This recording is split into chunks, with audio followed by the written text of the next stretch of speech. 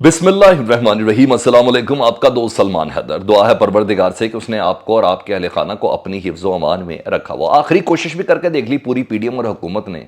अदालत ने अपना माइंड भी बता दिया, अपना फैसला भी बता दिया। एक आखिरी हुज्जत ज़रूर तमाम की फैसला महफूज करके और आखिरी जो क्लोजिंग रिमार्क्स उनके थे उससे इस बात का अंदाज़ा लगाया जा सकता है कि अदालत को हर लिहाज से इस वक्त अगर समझ में है, जो प्रायोरिटी है वो सिर्फ और सिर्फ ये है कि आइन की बहाली रहे, आइन पर अमल दरामद हो उसी सूरत के साथ जिस तरह आइन के अंदर लिखा हुआ है, यानी कि 90 रोज़ के अंदर इलेक्शन। अदालत इस बात पर बज़िद है और इसके अलावा उसको कोई ऑप्शन नज़र नहीं आ रही।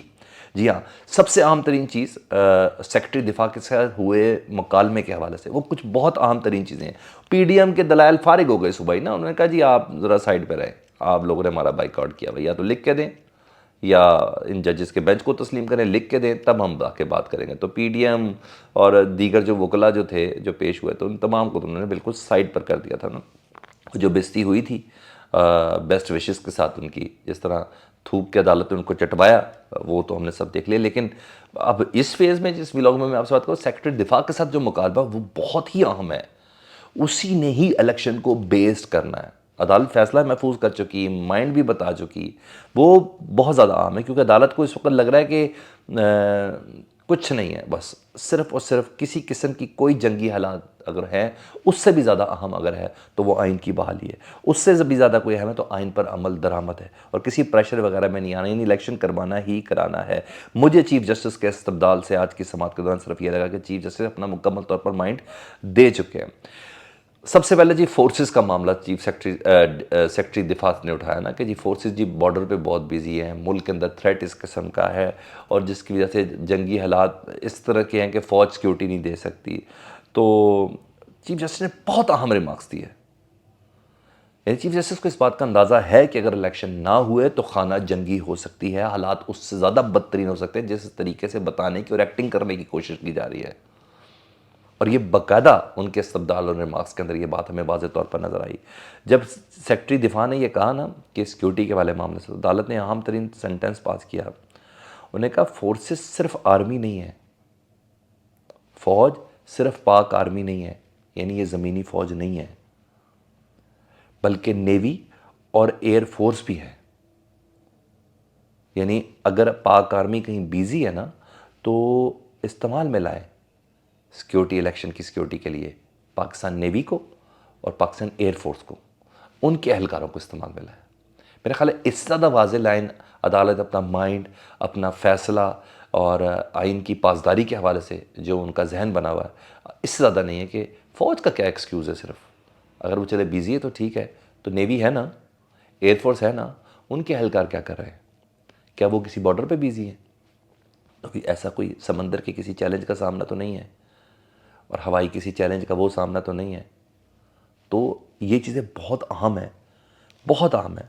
और वैसे भी इलेक्शन कमीशन कह चुका है ना, अदालत ने भी कहा है, वैसे भी इलेक्शन कमीशन कह चुका है कि 50% जो पोलिंग स्टेशन है बिल्कुल महफूज हैं, 50% में थोड़ा मसला है, तो उन 50% के लिए सिक्योरिटी देना कोई प्रॉब्लम नहीं है। ये बाकायदा डायलॉग हुआ है और ये भी अदालत ने वादा किया कि फ़ौज हर यूनिट या शुबा जंग के लिए नहीं होता, बहुत से ऐसे होते हैं, डेफिनेटली ऐसा है। उन्होंने कहा हर उसके लिए नहीं है, कुछ आर्टिलरी के तो उनका सरहद के ऊपर उस तरह खड़े होने का इस वक्त तो नहीं है, ऐसा कोई थ्रेट नहीं है किसी मुल्क से कि बाकायदा दो बदू मुल्कों के दरमियान जंग हो रही हो।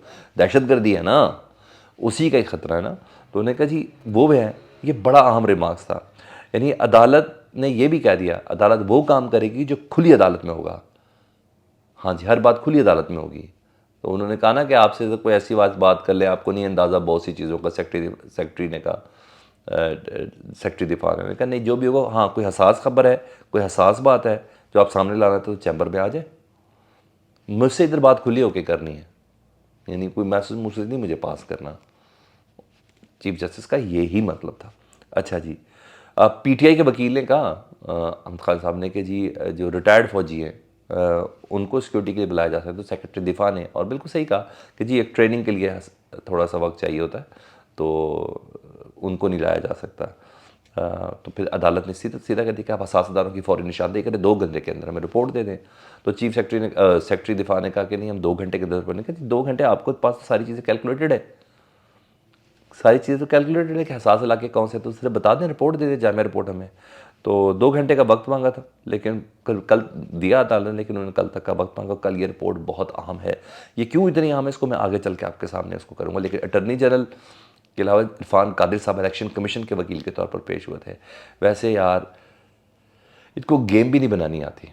इरफान कादिर इलेक्शन कमीशन की तरफ से पेश हुए थे, तो इलेक्शन कमीशन के उज़र देते हैं ना अदालत के सामने, कि बताते कि जनाब मुझे सिक्योरिटी नहीं मिल रही, जनाब मुझे वजारत कानून जो है वो आरोज़ नहीं दे रहा, वो बताते कि वजारत ख़जाना मुझे पैसे नहीं दे रही। तो इरफान कादिर साहब ज़ाहिर बात है वो हैं तो मुशीर शहबाज शरीफ साहब के वज़ीर आज़म पाकिस्तान के, तो हैं तो वो मिनिस्टर, तो एक दिन के लिए छोड़ा है ना। तो इलेक्शन कमीशन की तरफ से पेश हुए, लेकिन उन्होंने दलाइल क्या दिया ज़रा सुन ले जी। वो सियासी दलाइल दे रहे हैं इरफान कादिर साहब। वो इलेक्शन कमीशन का एक दलाइल उन्होंने दिया, उन्होंने कहा कि हर तरफ से चीफ जस्टिस साहब अगर एतराज़ हो रहा है तो सोचना चाहिए कि क्या इंसाफ होता हुआ नज़र भी आएगा। ये इलेक्शन कमीशन का ये जुमला है। ये इलेक्शन कमीशन को कोई भी वकील अपने मौकिल को रिप्रेजेंट कर रहा था, तो इलेक्शन कमीशन का मतलब इन्होंने फंसा दिया है। उन्होंने कहा मामला पहले हाई कोर्ट के अंदर हल होना चाहिए था, इरफान कादिर साहब ने बोला, ये इलेक्शन कमीशन कह रहा है। और कहा कि 1 मार्च का जो फैसला था वो अक़लियत जमात के लिए था, अक्सरियत के लिए नहीं। वो कहने कि इमरान खान जो पीटीआई वो अक़लियत है और जो 13 रुकनी जमात है वो अक्सरियत है। अच्छा जी, इलेक्शन करा लो फिर। अच्छा, बहरहाल हर तरफ से ना उन्होंने यहाँ तक की कोशिश की, और फिर बहुत सी चीज़ों का चीफ जस्टिस ने भी बताया। मगर मुझे ऐसा लगता है कि इरफान कादिर साहब के दलाइल ना हुकूमत की तरफ से लग नहीं रहते थे, हुकूमत की तरफ से वो इलेक्शन कमीशन के दलाइल नहीं दे पा रहे थे। और इससे ज़्यादा वैसे इलेक्शन कमीशन की जानिबदारी भी कोई नहीं हो सकती। यार बस कर, तो नंगा कर दिया इमरान खान ने सबको कि इरफान कादिर उनके दलाइल दे रहा है और दलाइल सारे सियासी दे रहे हैं। तो ये बड़ी बात है, और मुझे ऐसा लगता है कि सियासी दलाइल ना इरफान कादिर ने इलेक्शन कमीशन को फंसा दिया है, और इलेक्शन कमीशन का हशर होना है। अभी इलेक्शन कमीशन के ऊपर बात आनी है, ये तमाम चीज़ें। हाँ, चीफ जस्टिस साहब ने इसी दौरान बता दिया कि मेरा जस्टिस काजी फायज़ ईसा के साहब से कोई झगड़ा, कोई इख्तलाफ, किसी किस्म की कोई चीज़ नहीं। उन्होंने कहा परसों हमारी मुलाकात हुई है। उन्होंने कहा था ना जुम्मे की उसके बाद कि अब मैंने इसके बाद बहुत अहम मुलाकातें करनी है। हाँ, उनके तमाम जजेस के साथ, जस्टिस के साथ उनकी मुलाकात हुई है, चीफ जस्टिस की, सुप्रीम कोर्ट के ऑनरेबल तमाम जजेस के साथ। उन्होंने कहा जस्टिस काजी फायज़ से मुलाकात हुई है, रूल्स बनाने के लिए हमने जल्द एक अहम तरीन इजलास बुला रहे हैं। यानी मतलब जजेस की मुलाकात होगी, उनकी कोई इख्तलाफ नहीं है। अनकरीब फुल कोर्ट इजलास बुलाएंगे जिसमें सुप्रीम कोर्ट के रूल्स एंड रेगुलेशंस तय होंगे। वो जो पार्लियामेंट में वो नहीं, ये खुद करेंगे अपने रूल्स एंड रेगुलेशन तय, उसमें जस्टिस काजी फायज़ साहब भी होंगे। तो उन्होंने कहा कोई ऐसी बात नहीं है। उन्होंने कहा मैंने वो भी पूछ लिया, इरफान कादिर साहब ने कहा ना कि आपको वन मैन शो भी तो कहते हैं काजी फायज़। ने कहा काजी फायज़ साहब मैंने पूछा आपने मुझे वन मैन शो कहा है? उन्होंने कहा नहीं, मैंने आपको नहीं कहा, मैंने अमूमी तौर पर एक बात की थी, मैंने आपके मुतालिक ये बात नहीं की थी। तो इनकी बड़ी ज़बरदस्त किस्म की बॉन्डिंग्स हैं, तो ज़रा थोड़ा ध्यान से ही रहें तो ज़्यादा बेहतर है। ये भी चीज़ करती है। दूसरा, फ़ारूक नाइक, अकरम शेख साहब जो हुकूमत की तरफ से थे, सो कॉल्ड कामरान मुर्तज़ा जमीयत उलमा इस्लाम के सेनेटर हैं, वो कह रहे हैं मैं गवर्नर की तरफ से आया था।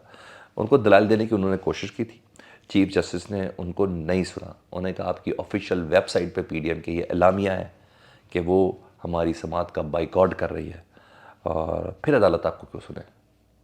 थप्पड़ रसीद किया अदालत ने इनको, अच्छा खासा तमाचा से, चपेट कहते हैं पंजाबी में, वो रसीद की है अदालत ने। सुबह इनकी लकीरें निकलवाई हैं, सुबह इनको थूका चटवाया और रात को थप्पड़ रसीद किया है। यानी शाम, सुबह से लेकर शाम तक ये जलीली होते रहे हैं। इसलिए कहते थोड़ा सोच के बोल लो।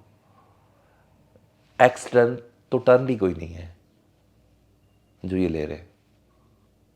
यू टर्न तो समझ आती है, बंदा वापस उसी रास्ते पर होता है। एक्स टर्न का कौन सा रास्ता होता है? हर तरफ गिरता है बंदा, उस तरफ से भी, इस तरफ से भी, इस तरफ से भी और इस तरफ से भी। ये एक्सटर्न ले रहे हैं, इनको माफ़ी मांगनी पड़ेगी, नहीं तो इनका अंजाम बुरा है। ठीक है जी। दूसरा, चीफ जस्टिस ने कहा आइन और कानून वाज़ह तौर पर इलेक्शन की तारीख बता रहा है कि इलेक्शन की तारीख कौन देगा, वो सुप्रीम कोर्ट दे रही है जी। अटॉर्नी जनरल ने मायूस किया, सुप्रीम कोर्ट ने कहा दलाइल की बजाय कि हमसे दलाइल देते कि जनाब इसके ये दलाइल है, ये है, ये है, वो हमें बेंच के हवाले से सारा दिन घुमाते रहे, बल्कि हर समात में घुमाते रहे, बेंच इतने रुक नहीं होना चाहिए, इतने रुक नहीं होना चाहिए। उन्होंने कहा बहुत मायूसी है। अभी भी कह रहे हैं ये अपने दलाइल जमा करा दें। ठीक है, पहला फैसला महफूज कर लिया है।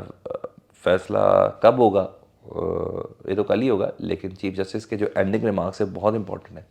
उससे पता चलता है कि फ़ैसला सुनाने का जो वक्त वो तो कल तय है, लेकिन क्या होने जा रहा है वो तो कल ही बताएंगे। लेकिन अब वो कह रहे हैं कि अब तमाम सियासी जमातें मिल बैठ कर कोई इसका हल निकाल लें, चीफ जस्टिस आखिरी उजत फिर तमाम करें कि रात तक का भी वक्त है, जब तक ये फैसला नहीं सुनाई जाता वक्त है, फैसला सुना दें, आपस में मुशावरत कर लें और कोई तारीख निकाल दें तो ज़्यादा बेहतर है।